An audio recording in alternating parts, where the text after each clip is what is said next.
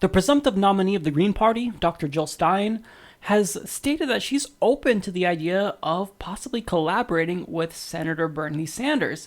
So the Boston Globe explains, following her announcement that she will run on the Green Party ticket for the 2016 election, Stein stated that Sanders has a vision similar to her own and that the senator should have run outside the Democratic Party.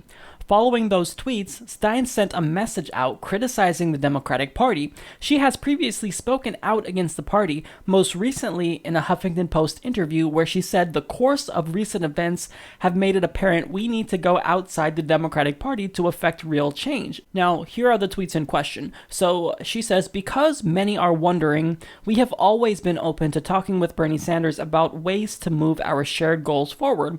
And she states that she has not received a response from Sanders' campaign by saying, a Stein-Sanders collaboration has always been on the table. We've just never gotten a response to Green Party efforts to open a dialogue. So, first and foremost, I do disagree that Bernie Sanders should have run for either an independent presidential run or on the Green Party ticket, because not very many people would know about Bernie Sanders. I mean, case in point, not very many people know about Jill Stein. But with that being said, that doesn't mean that she's not qualified and a fantastic presidential candidate. So I want to parse this out for a second. So first, we've got to talk about how successful Jill Stein has been as a third-party candidate. So in 2012, she was the Green Party's nominee back then, and she managed to garner 450,000 votes, thus making her the most successful female candidate in a general election ever. And if that wasn't crazy enough, in 2002, she actually ran against Mitt Romney as a third-party candidate in their gubernatorial race, and she actually garnered 3% of the vote. I mean, that's insane for a gubernatorial race. That's a pretty significant margin. I mean, Green Party candidates, they have a really difficult time getting even 1%, let alone 2%, but 3%? That's a lot. Now, again, that's not winning, but she's been incredibly successful. In fact, her success as a Green Party candidate and as an independent is unprecedented if you think about it. Now, if you combine her as well as her very progressive policy positions with the momentum of Bernie Sanders, now even though that would be a great ticket, we have to look at the pros and the cons. So if you have a Sanders-Stein ticket that's running for a Green or independent against a Clinton-Castro ticket, one of the two will be a spoiler, either the Sanders-Stein ticket or the Clinton-Castro ticket. And I'm not so sure that it would be the Sanders-Stein ticket, because there are many, many progressives and third-party voters that would support Jill Stein and Bernie Sanders over Clinton and Castro. But the problem is that one of them would be a spoiler, and you'd assure that a maniac like Donald Trump or Ted Cruz becomes president. But think about this hypothetical situation. If it's the case that there really is a contested convention and somehow the Republican Party steals the election from Trump and hands it to John Kasich or even Paul Ryan or Mitt Romney, well then Donald Trump would almost definitely run as a third-party candidate. Now you have a spoiler on not just one side but two sides, and guess what happens? They no longer become a spoiler. If you split the votes on both sides, now you're talking about actually winning.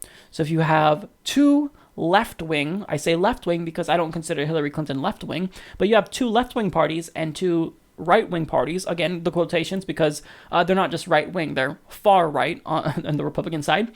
Well, if you have two on each side, basically, you have a crazy race, and you have a potential possibility where Bernie Sanders and Jill Stein could plausibly become president.